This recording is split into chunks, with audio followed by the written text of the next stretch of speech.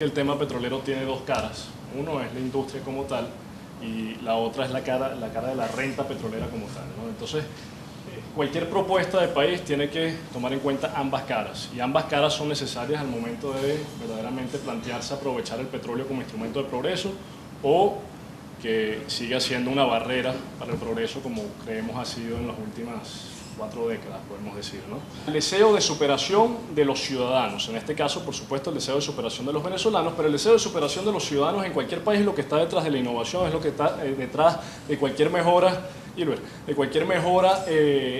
la calidad de vida de la gente, de cualquier invención, de cualquier progreso que haya observado la humanidad. Por detrás de ello está: queremos vivir mejor, queremos superar la situación que actualmente estamos enfrentando, queremos cada vez tener una calidad de vida mayor.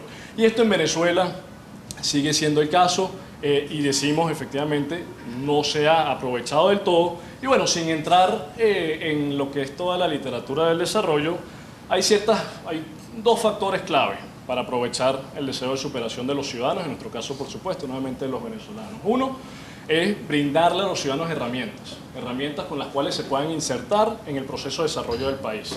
Si no tenemos herramientas para brindarle a los ciudadanos, efectivamente van a haber unos que se van a quedar por fuera del progreso, y eso poco a poco, como de hecho ha sido nuestra experiencia, conlleva a resultados poco deseables para la sociedad en su totalidad.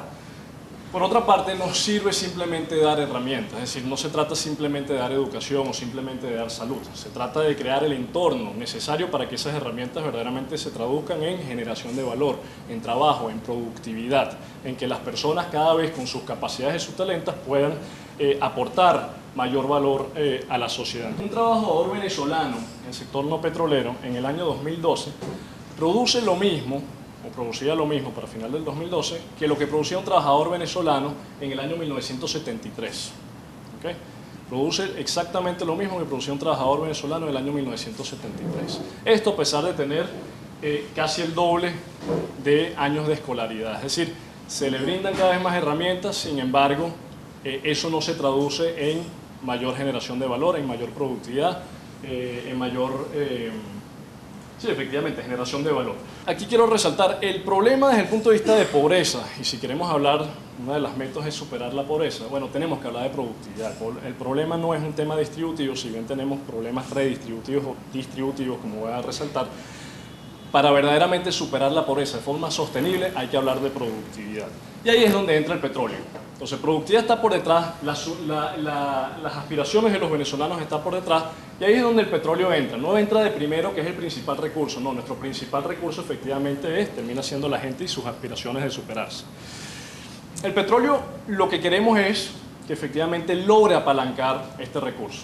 Es decir, si este es nuestro principal recurso, bueno, tenemos este otro recurso natural, que lo que queremos es convertirlo en una palanca de progreso para, como palanca, apalancar la productividad de los venezolanos y el deseo de superación de los venezolanos. Y ahí como entra el petróleo, las dos caras que les mencioné. Uno, la cara de la industria, y dos, la cara de la renta. Y aquí por la cara de la industria, esto es de lo poco que voy a decir, por lo menos en la presentación por el lado de la industria, es que tenemos que comenzar a entender a la industria petrolera como industria productiva. Tenemos que superar esa visión, esa percepción, ese entendimiento, esa comprensión de la industria petrolera como una industria meramente rentística, que lo único que puede aportar a la economía nacional es una generación de renta que después gastamos como efecto multiplicador.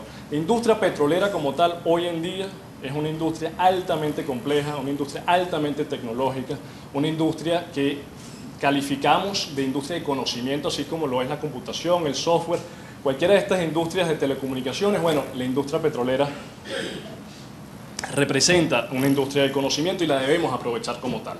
Es que efectivamente tenemos una gran pregunta distributiva, que es, bueno, ¿cómo distribuimos la renta petrolera? Esa es la gran pregunta distributiva, que siempre y cuando nosotros no respondamos de manera firme, fija, con reglas claras, transparente y consensuada entre todos los miembros de una sociedad, y donde todos de alguna u otra forma salgan ganando en estas reglas consensuadas, difícilmente vamos entonces a superar esta discusión y entrar a la discusión que verdaderamente es la que tenemos que tener, que es el tema de productividad, ¿no? La palabra productividad es una palabra fundamental a lo largo de esta charla.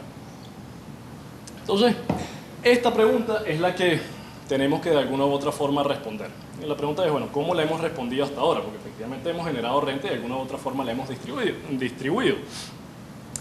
Y la respuesta que le hemos dado hasta ahora, o el modelo que hemos adoptado para asignar esta renta petrolera, es el siguiente, ¿no? Donde uno tiene la renta petrolera que le llega directamente al Estado, y el Estado es el que decide quién se beneficia y quién no se beneficia en esta distribución, ¿no? El Estado, y termina siendo el gobierno de turno, termina teniendo el monopolio de la asignación de la renta petrolera. Es el que decide quién gana y quién pierde en esta lotería. Esa es la respuesta que nosotros le hemos dado, o el mecanismo que nosotros hemos adoptado hasta la fecha.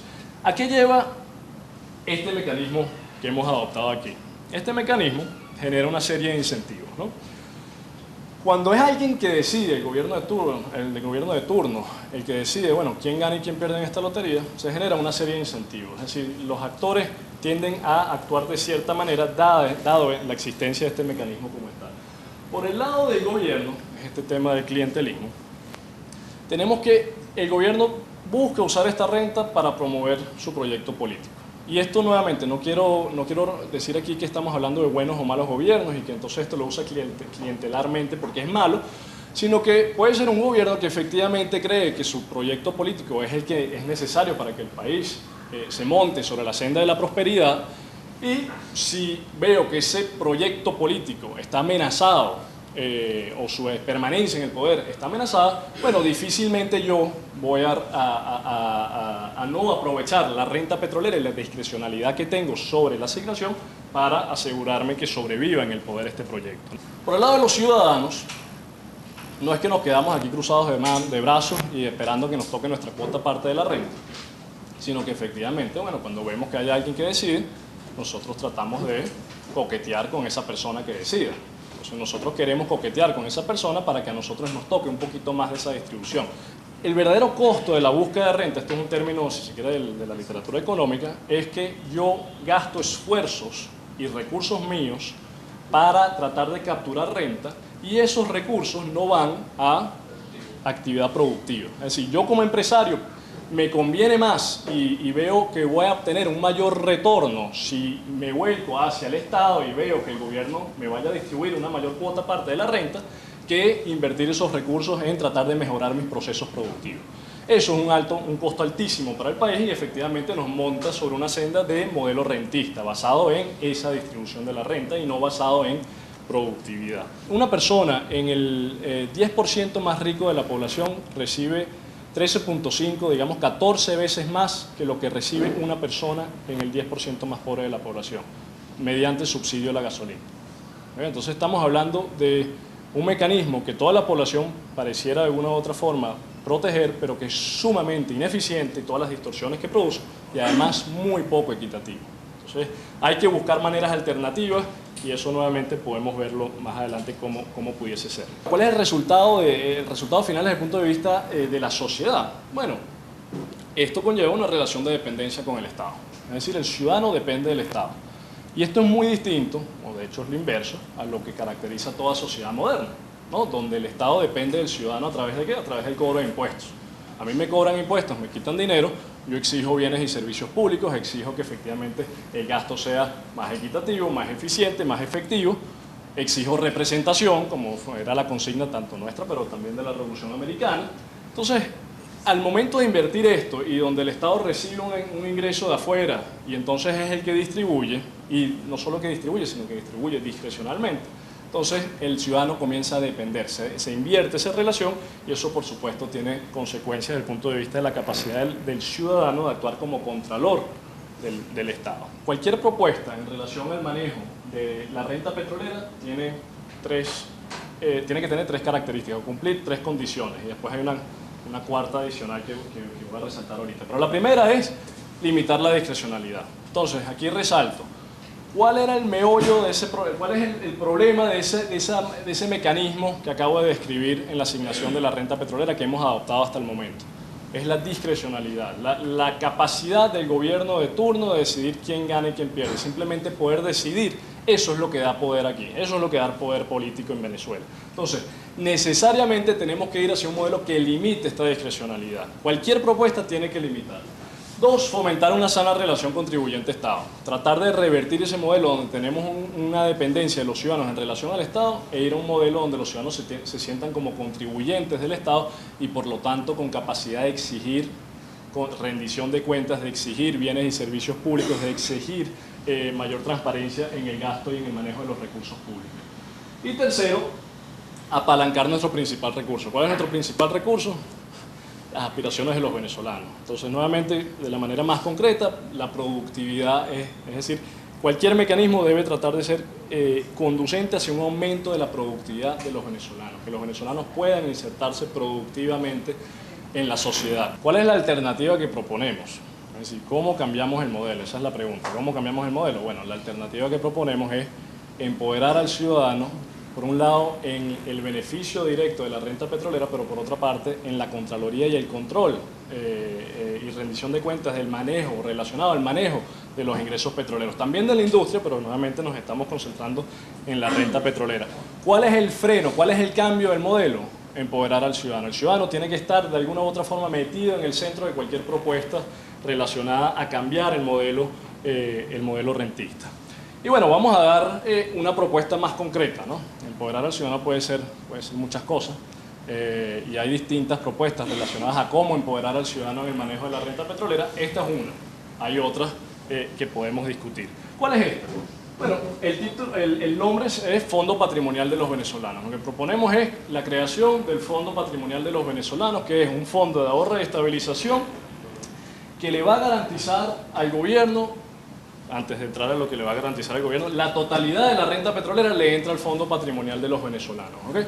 El Fondo Patrimonial de los Venezolanos luego le garantiza al gobierno un porcentaje del promedio de los últimos 5 años del ingreso petrolero. Un porcentaje del promedio de los últimos 5 años del ingreso petrolero. Esto suena un poco complicado, no tiene que serlo. El promedio de los últimos 5 años es el mecanismo de estabilización, es la manera en que tú le vas a entregar al gobierno un ingreso suavizado, un ingreso estabilizado. Esa es la manera de estabilizar lo que recibe el gobierno como ingreso fiscal petrolero, ¿no? El remanente queda en el fondo. Ahora, ustedes me dirán, bueno, pero nosotros hemos creado miles de fondos, nosotros no somos ajenos a los fondos. Nosotros hemos creado el Fondo de Inversiones de Venezuela en el 74, hemos creado el Fondo de Inversión y Estabilización Macroeconómica en el 97, 98, y el Fondo de Estabilización Macroeconómica luego en el 2003. Ningún fondo ha cumplido su propósito. Entonces, ¿cuál es la diferencia entre esta propuesta de fondo y la propuesta y las propuestas o los fondos anteriores? Bueno, la diferencia es que este fondo está a nombre de todos los venezolanos. Y específicamente, esto es una de las reglas que se tiene, pero que se puede discutir, en nombre de los venezolanos mayores de 18 años, mediante cuentas de ahorro, cuentas de fideicomiso. Cada venezolano tiene en este fondo su cuenta. Es decir, de manera muy sencilla, la totalidad del ingreso le entra a este fondo y se divide equitativamente entre todos los venezolanos mayores de 18 años que tienen su cuenta, están registrados todos. ¿Cuáles son las virtudes de la propuesta? Uno, y la pregunta es si cumple con los requisitos que planteé, ¿no? Entonces, la respuesta es que, o creemos nosotros, es que sí. Por un lado, limita la discrecionalidad, es decir, genera reglas claras en relación al manejo de la renta petrolera. Tú no vas a poder gastar esto como te venga en gana, sino que gobierno de turno, tú recibes tu cuota aparte y la población venezolana o los venezolanos, todos por ser venezolanos y ser propietarios de esa herencia común, se benefician también, ¿no? Entonces, limita la discrecionalidad en el manejo de esa renta. Dos, fomenta una sana relación contribuyente-Estado, independientemente que seas del sector formal o informal, tú eres contribuyente del Estado porque eres dueño de tu ingreso petrolero y tú pagas tu cuota parte de ese ingreso petrolero. Puede ser un impuesto del 100%. Digamos, bueno, no, es que yo no le quiero dejar nada al ciudadano. Está bien, bueno, cóbrele 100% de impuestos. Pero simplemente ver ese estado de cuentas como ciudadano y ver que te entraron no 65 millardos al país y un millardito se fue por aquí, un millardito se fue por allá, sino que me entraron a mí $5.000 y yo le pagué $5.000 al Estado. Bueno, yo veo $5.000 en bienes y servicios públicos. Lo veo el gobierno gastando esos $5.000 en beneficio a mi persona o no, o debo exigir que eso se gaste de otra manera. Entonces, esta relación cambia la manera en que los venezolanos y los ciudadanos se asocian y se relacionan con el Estado. Y último, apalanca nuestro principal recurso. ¿Por qué apalanca nuestro? Bueno, nuevamente, ¿cuál es nuestro principal recurso? Las aspiraciones de los venezolanos de superarse, ¿no? Apalanca nuestro principal recurso de dos maneras. Uno, creando un entorno más estable. Esto es un fondo de estabilización, se recuerda esa parte del promedio de los últimos 5 años que le entra al Estado. Bueno, eso es un mecanismo de estabilización que lo que busca es promover unas políticas macroeconómicas de mayor estabilidad, donde no estemos en esos ciclos de auge y caída y donde nos vaya bien cuando tengamos auge y nos vaya mal cuando tengamos caídas de precio. Y dos, directamente a través de el acceso a herramientas. Ahí vimos educación y salud, o si es gasto en efectivo, los hogares, y la evidencia empírica internacional muestra que lo invierten en efectivamente aumentar su capital humano o en mejorar su vivienda, o lo invierten en negocios propios. Y lo último es ese reto, modifica los incentivos. ¿Cómo modifica los incentivos? Bueno, genera un costo a cualquier gobierno que quiera meterle la mano a los ahorros de los venezolanos.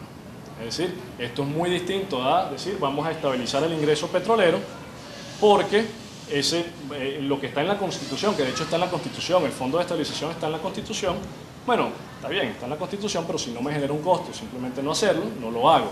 Esto le genera un costo y además le genera un beneficio a aquella persona, a aquel político atrevido que se atreva a plantear algo como esto. Por un lado, hay que bancarizar a las personas que no están bancarizadas.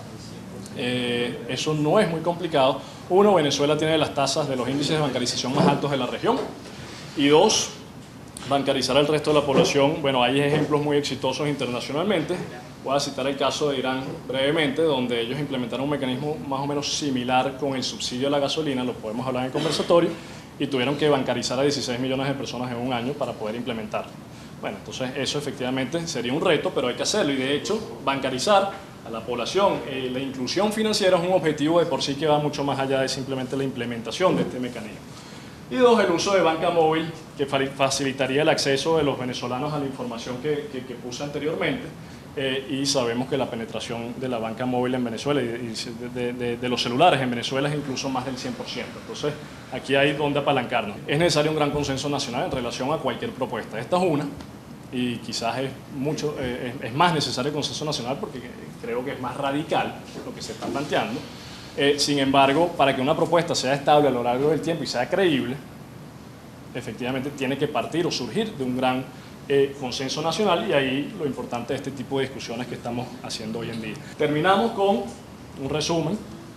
Entonces debemos redireccionar la discusión y nuestros esfuerzos como sociedad hacia hablar de productividad, hacia montarnos un modelo de progreso basado en aumentos de productividad, en generación de valor, en que los venezolanos se inserten productivamente en la sociedad, y rebalancear entonces esa discusión donde actualmente tenemos que solo hablamos de distribución y cómo vamos a distribuir esta gran renta petrolera. Entonces, si no solucionamos esta pregunta, si no le damos una respuesta consensuada y donde todos, de alguna u otra parte, nos sintamos que nos beneficiamos, difícilmente vamos entonces a rebalancear esa discusión y rebalancear esos esfuerzos. El planteamiento que hacemos hoy aquí es, esto tiene que ir hacia una nueva relación ciudadano-Estado-petróleo, un nuevo contrato fiscal, donde el ciudadano sea el verdadero propietario y por lo tanto contribuyente del Estado, y por lo tanto el Estado se vea exigido a cumplir y rendirle cuentas a los ciudadanos. Y una manera de hacerlo es precisamente cambiando ese flujo de la renta petrolera, donde primero pasa por los ciudadanos, ¿no? Entonces, bueno, la opción es de un modelo de dependencia, que es el que tenemos actualmente, que desafortunadamente no nos ha llevado a ninguna parte y no nos va a llevar a ninguna parte. Y aquí resalto, si no cambiamos el modelo, vamos a permanecer, el modelo no solo de dependencia, sino el modelo de cómo administramos la renta petrolera, vamos a permanecer aquí, o vamos a un modelo efectivamente basado en ese recurso inicial que dije, de las aspiraciones de los venezolanos, y bueno, podemos lograr grandes éxitos, ¿no? Y podemos efectivamente, no necesariamente solo como sociedad, sino donde cada persona verdaderamente pueda sentirse cumplida, ¿no?